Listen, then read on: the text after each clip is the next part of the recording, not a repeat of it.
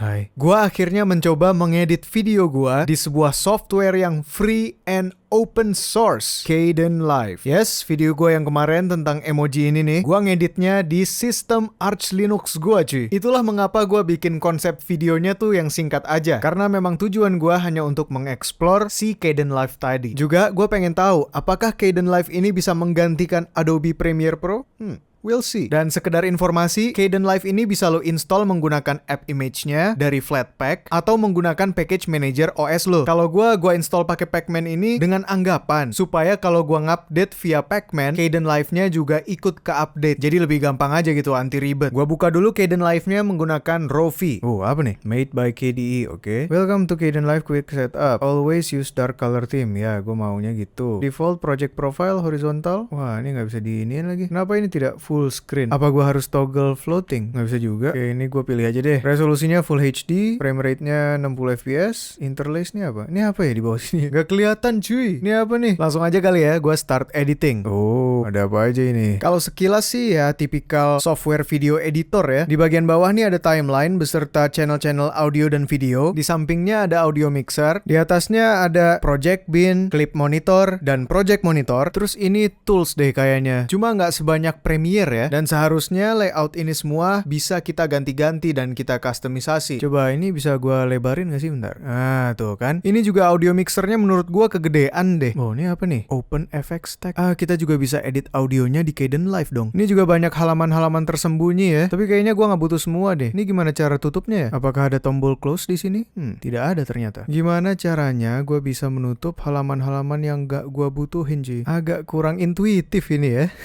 Coba nih yang di kanan atas apa nih? Ada preset layoutnya ternyata. Ada layout logging. Nih buat apa ya? Terus editing mah standar ya yang tadi berarti. Cuma nih logging buat apa ya? Apa gunanya loggingnya? Gue terlalu amatir untuk mengerti bahasa editing guys. Kalau ini layout audio ya untuk ngedit audionya sih harusnya. Terus ada layout apa lagi nih? Effects. Keren-keren. Terakhir color.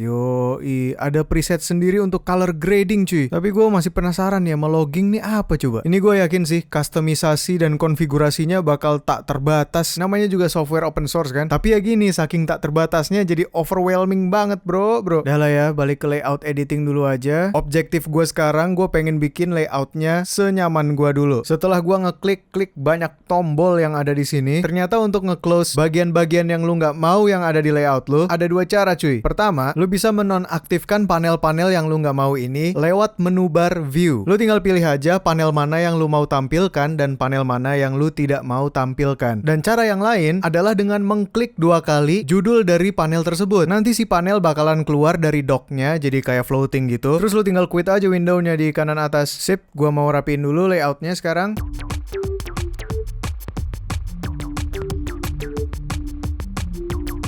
Oke, layout Kdenlive-nya udah sesuai sama yang gue mau. Sekarang saatnya gue mengimport media gue. Gue buka panel project bin, terus double klik di panelnya. Ini kebuka file explorer di tengah, dan kita tinggal pilih aja media mana yang mau kita import. Di sini gue pengen coba apakah Kdenlive mensupport format MKV atau enggak. Terus pencet OK. Apakah ke load? Wih, boleh. Gila, ternyata support cuy. Adobe Premiere Pro aja nggak support format MKV loh ya. Oke, karena medianya sudah ke load di dalam Kdenlive, gue pengen nyoba ngedrag and drop media tersebut ke timeline. Oke, gue taruh di paling awal. Sip, aman. Gue coba play dulu, pencet space. Puasa ini, metode percakapan yang paling aman ya, playbacknya juga. Oke, berarti gue akan melanjutkan ke workflow editing gue yang pertama, yaitu ngecut bagian-bagian yang kosong. Contohnya kayak gini nih. Lu lihat kan di audio waveformnya, di bagian ini kosong kan, artinya gue nggak ngomong. Nah, bagian kosong kayak gini selalu gue cut. Kalau di dalam Adobe Premiere, ada satu fitur cutting yang gue sangat suka, namanya Ripple Delete. Ripple Delete tuh kayak gini nih. Misalkan gue punya klip yang pengen gue cut bagian-bagian kosongnya. Kalau secara tradisional kan lu cut di sini dan di sini, terus lu delete bagian kosongnya. Setelah itu, lu geser secara manual nih klip yang di sebelah kanan untuk menutupi kekosongan yang ada di sini. Kayak gini. Ini akan memakan waktu sangat lama, percaya dah. Makanya gue selalu pakai fitur yang namanya Ripple Delete. Kalau lu pakai Ripple Delete, gue mau menghilangkan bagian kosong ini. Caranya ya seperti biasa ya. Gue cut di sini dan di sini. ini. Abis itu gue tinggal klik kanan, pilih Ripple Delete. Dan fitur ini juga bisa lu taruh di key bindings atau di shortcut. Gue udah ngebind Ripple Delete ini dengan tombol X. Jadi gue tinggal pilih aja klipnya yang mau gue delete, terus gue tinggal pencet X. Lihat ya, klip yang ada di kanan secara otomatis langsung geser ke kiri untuk menutupi celah yang kosong tadi. Ini mantep banget sih dan sangat menghemat waktu sekali cuy. Oke, itu tadi Ripple Delete ya. Ada satu lagi fitur yang selalu gua pakai saat nge-cut bagian yang kosong. Gue ulangi lagi, gua undo dulu. Misalkan gua pengen nge-delete bagian yang di sini nih, yang kosong. Gue tinggal membuat cut di sini, terus gua langsung posisiin aja playhead gua di tempat yang mau gua cut di sebelah sini ya. Gue bisa pencet Q untuk mendelete di sebelah kirinya sampai ke tempat potongan. Kayak gini contohnya. Tuh, jadi gua nggak perlu nge-cut di dua sisi kayak tadi. Gua hanya perlu nge-cut di satu sisi, terus gua arahin playheadnya ke ujung bagian yang mau gua cut, terus gue tinggal pencet Q. Udah, hilang. Itu tadi kalau gua mau nge-cut di sebelum playhead ya. Gue juga bisa nge-cut di setelah playhead. Contohnya gini, gue bikin cut di sebelah sini dan gue mau nge-cut sampai di sini. Artinya gue akan membuang klip yang ada di sebelah kanan playhead sampai ke bagian yang sudah dipotong. Gue tinggal pencet W. Tuh, jadi gampang banget tuh. Nih gue simulasiin nih, secepat apa gue akan nge-cut. Nih tinggal gue pencet Q, ini gue pencet cut, nih gue pencet sini, nih sini, nih sini, nih sini.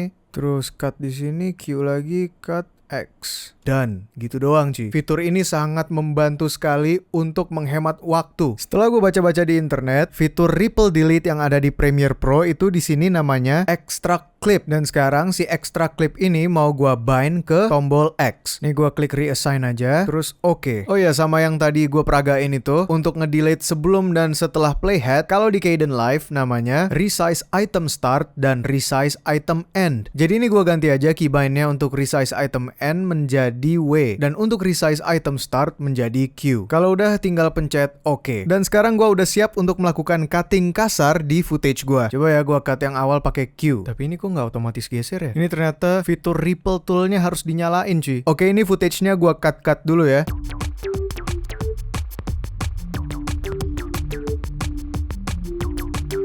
Dan akhirnya selesai. Proses cutting ini tadi kira-kira memakan waktu sekitar berapa nih? 15 menitan lah. Sampai sini harusnya mayoritas kekosongan antar kalimat udah bersih ya, udah nggak ada nih. Terus kalau bagian yang kosong-kosong tadi udah gua cut, gua biasanya ngeplay videonya sambil gua cek kalau ada kata-kata yang salah. Nih, misalkan gini nih, gua play dulu dari awal ya. Adalah instant messaging, yang ini mana metode percakapan yang mana. Nah, nih lihat ya. Metode percakapan ini kan keulang nih.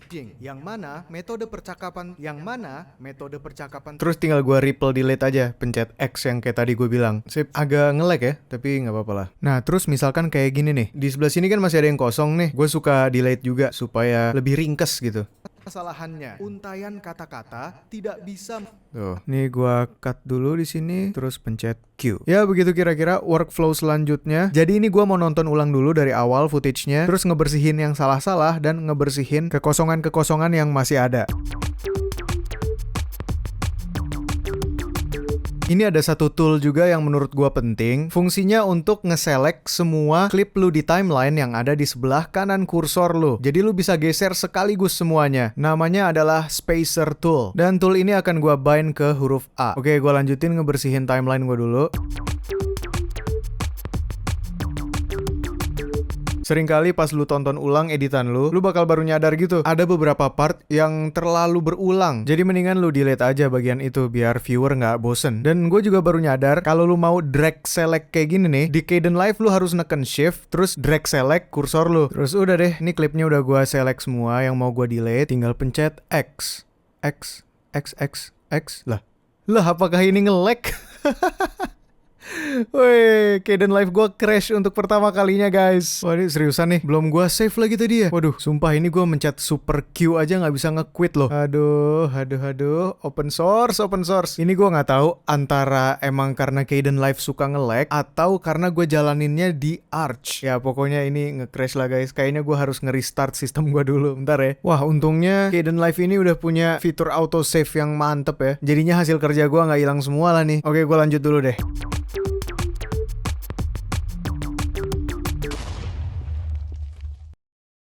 Crash lagi, crash lagi. Ini gua nggak tahu penyebab crashnya apa sampai tadi gua nge-reset configuration. Jadinya layout gua berubah lagi kayak awal. Dan gue juga menemukan problem baru ya. Ketika gua mau ngerekam voice over di Kdenlive ini, walaupun settingan audionya udah gua set dengan benar ya, tapi aneh banget. Kdenlive ini malah ngambil input audio dari webcam gua, bukan dari mikrofon gua. Setelah gua baca-baca lagi di internet, ada banyak orang juga yang mengalami hal yang sama. Dan cara troubleshootnya yang paling efektif adalah mencabut semua input audio selain dari mikrofon lo. Menurut gue ini adalah satu bug yang agak annoying ya. Tapi ya udahlah, untuk saat ini kita telan aja. Gue juga udah berhasil ngerekam voice over gue di timeline. Jadi gue lanjutkan aja workflow gue selanjutnya, yaitu menambahkan voice over yang kurang.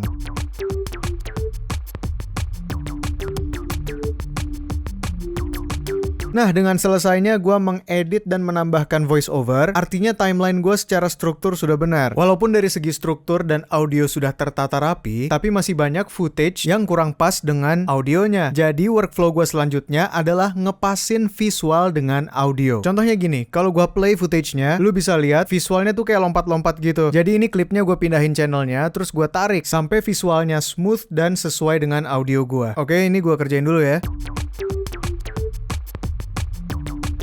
Oh iya, kalau di Kdenlive untuk mempercepat suatu footage atau klip, lu bisa tahan kontrol sambil lu tarik aja nih klipnya. Tuh, kelihatan ya? Oke, gua lanjut lagi.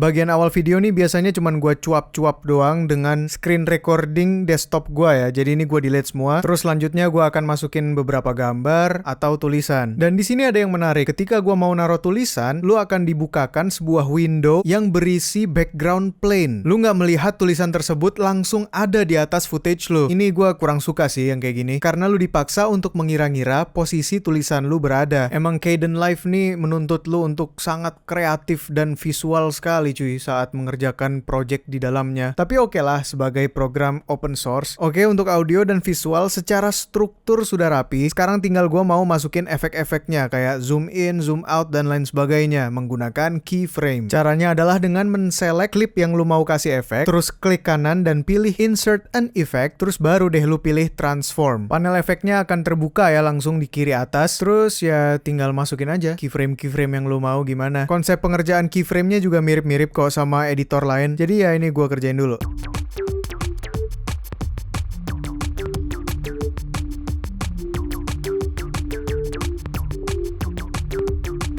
Akhirnya visual udah, audio udah, efek juga udah. Tinggal melakukan finishing touch, yaitu membersihkan sound. Menurut gua ada dua efek penting yang perlu ditambahkan ke dalam audio voice over lu. Yang pertama adalah noise reduction atau noise suppression, dan yang kedua adalah kompresor. Noise reduction atau noise suppression ini gunanya untuk meredam background noise. Sedangkan kalau kompresor sederhananya adalah untuk menaikkan volume audio voice over yang kekecilan dan menurunkan volume audio voice over yang kegedean. Jadi ntar suaranya lebih stabil. Nah, untuk si noise reduction ini ternyata tidak ikut terinstall secara default di instalasi Kdenlive ya. Jadi lu harus menginstall package tambahan. Nama package-nya tuh ini nih, LADSPA dan Noise Suppression for Voice. Jadi langsung saja gua install melalui terminal.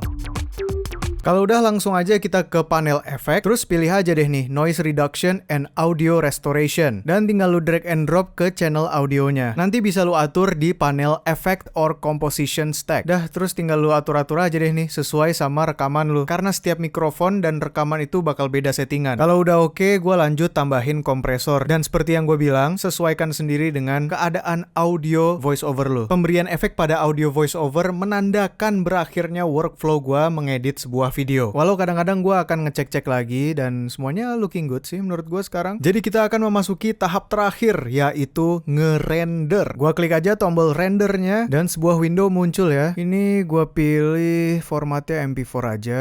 Terus apa nih? Full project. Nih ya, gue pilih ini aja full project. Lalu apa nih? More options. Wow, apa nih?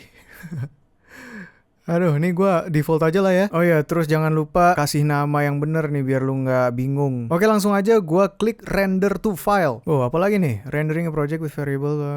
Oke lah, udah render anyway. Oh, starting. Berapa lama kira-kira dia ngerendernya kalau di Kdenlive ya? Wih, cepet banget. 6 menit cuy. Ini 6 menit apa 6 jam? Coba kita tunggu aja ya. Ini OBS-nya gue tutup dulu aja deh, biar renderingnya nggak berat. Gue punya berita baik dan berita buruk guys. Berita baiknya emang bener 6 menit udah kelar. Tapi berita buruknya ini nih, tulisannya rendering crash. Tapi ada tapi lagi nih. Setelah gue buka di file explorer gue, filenya ada cuy dan bisa di play. Jadi ya mungkin itu adalah sebuah bug lagi ya untuk Kdenlive. Jadi pendapat pribadi gue, apakah Kdenlive bisa menggantikan Premiere Pro? Saat ini mungkin belum. Harus ada beberapa improvement lagi, terutama bug-bugnya ya. Tapi sebagai video editor open source yang bener-bener gratis, ini udah lebih dari cukup sih menurut gua. Dari segi fitur oke banget. Permasalahannya cuman bug tadi yang gue bilang. Dan menurut gua lagi, ini mungkin masalah compatibility doang sih. Karena ini kan open source. Semua orang bisa menginstall di platform apapun yang berbasis Linux. Ya kan nggak mungkin one size fits all kan. Mungkin harus ada beberapa tweak yang dilakukan oleh usernya. Dan kemungkinan pun ini adalah kesalahan dari gua dan sistem gua yang belum teroptimize untuk menjalankan Kdenlive. Jadi silakan kalian coba kalau mau mencoba. Mungkin experience kalian lebih baik di Kdenlive ini. Oke, segitu aja video kali ini. Sampai jumpa di video-video berikutnya. Till next time. Peace.